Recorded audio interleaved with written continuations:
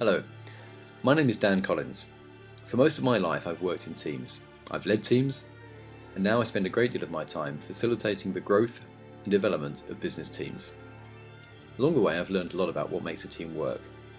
I'd like to spend the next few minutes sharing some of these findings with you. We're going to look at what a team is, who should be in a team, and what makes a balanced team. What makes a team work? What are the things that really drive a team's performance up or can threaten it? We'll also spend some time looking at what motivates a team. How can we make sure as leaders we get the very best from our teams? There's a common misunderstanding that because a group of people are in the same place doing roughly the same thing, that they're a team. And sometimes they're even called a team, but that doesn't actually make them a team. In fact, being called a team isn't what makes a group a team. It's that shared purpose, that common goal, that really brings people together as a team. So we can be members of many teams. We can be members of teams of people we work with because we have a shared goal of achieving certain objectives for our employer. Or we can be part of a sport team wanting to win our next match. Or we can even find ourselves part of temporary teams that have come together in a moment of challenge or crisis, because we're stuck in a lift and we want to get out of that lift. Teams are made up of different people with different characteristics. The best teams balance these different traits. They have gluers that pull the team together. They're very concerned about the social adhesion of the group. They want the group to get on well, and they're keen to build relationships both within and outside the team. There are doers who are concerned with making things happen. They like to focus their attention on the task and use their expertise to see things through to completion. There are creators who love to have ideas. They're really enthusiastic about solving problems and thinking of new ways of working. And leaders, of course, want to manage the project. They like to set direction and work out the strategy that will achieve the team's objective. Now, we all have a blend of these traits and we apply them to different degrees in different environments. So at work, we might have a role that requires us to be a doer for the most part, along with some of our time spent as a gluer. And at home, in the family team, we might have to primarily be a leader. Whilst we can be flexible, we're probably at our best when performing roles which call upon our strengths. So if you're someone who feels energised and enthused by new ideas and solving problems, it's best to find a role in a team that allows you to be the creator. A strong team should be made up of a combination of gluers, doers, creators and leaders. The balance of these four personality types, or preferences, will vary according to a team's task. In certain groups, you may have more creators because the task is a more creative task, where perhaps in a more analytical and focused project, you'll require more doers.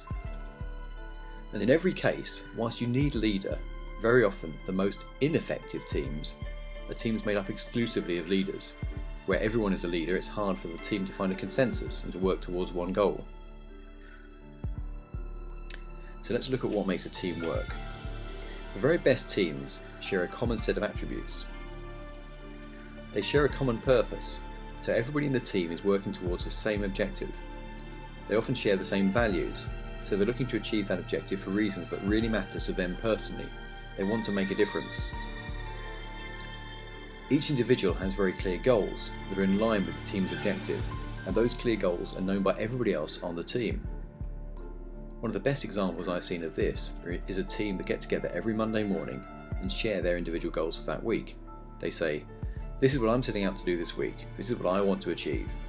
They spend just 60 seconds each, so it doesn't take long, but it means that everybody on the team understands what everybody else is trying to achieve that week.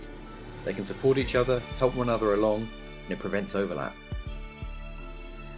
Teams by their nature are made up of different people, and sometimes those differences are quite stark. They can also be complementary. With the right mix of strengths, you'll have a group of people that are quite different, yet the sum is greater than the parts. Our attitude is infectious. A good attitude will encourage others to pick up their game and be positive about what they're setting out to do. But equally, a negative attitude can draw the whole group down. The best teams have a real can-do attitude. They want to make things happen. They're positive about the challenges that they face. One sign of a high-performing team is that they can give each other feedback, whether that's good or bad. They're not afraid to face conflict. They do so in a way that doesn't hurt the team, but it means they can get to the bottom of issues. They can speak openly and freely about difficult subjects, and they do so face to face. They don't resort to email or hide behind technology. This sort of candid communication brings complete trust. Without doubt, trust is one of the distinguishing features of really effective teams. Where there's trust, teams are able to work faster, make better decisions, and operate in a supportive atmosphere. And some of the best teams have rituals. They'll get together every Friday for a few drinks, or they'll grab a coffee together and just chat through what's going on. Along the way, they're celebrating their successes, the little milestones that they're achieving.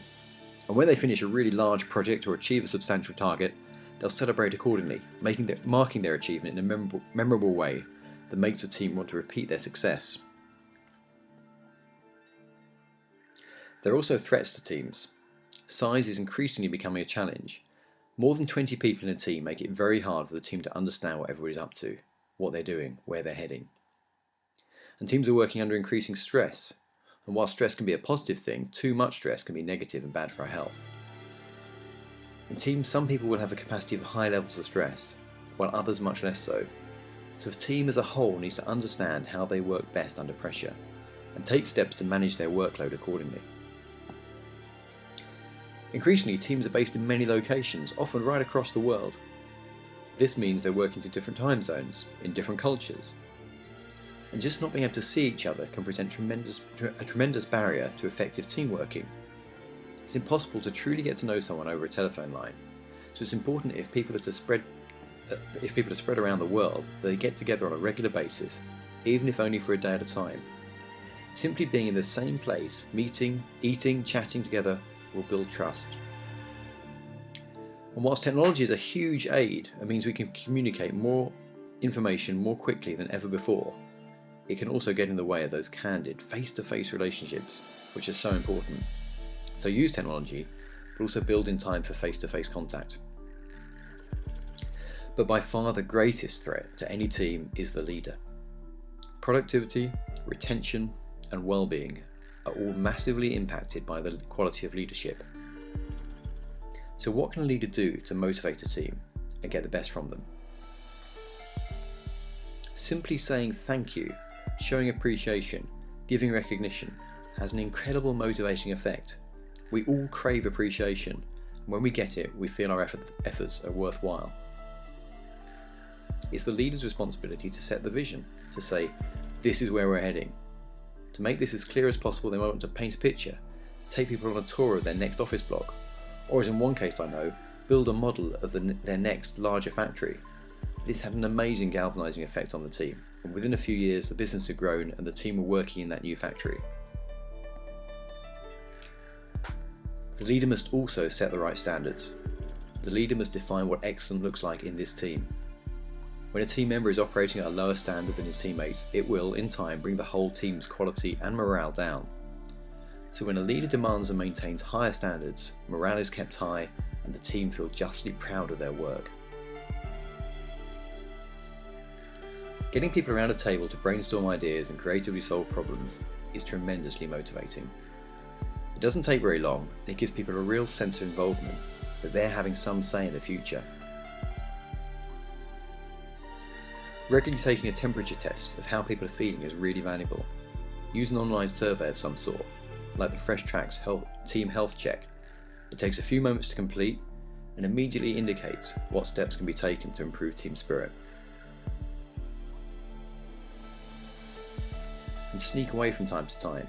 Get away from the workplace, do something different. It might be a night out or a few days away. This presents the opportunity to have conversations that wouldn't normally happen in the workplace, to get to know each other, build trust, and discover previously hidden strengths and qualities in the team.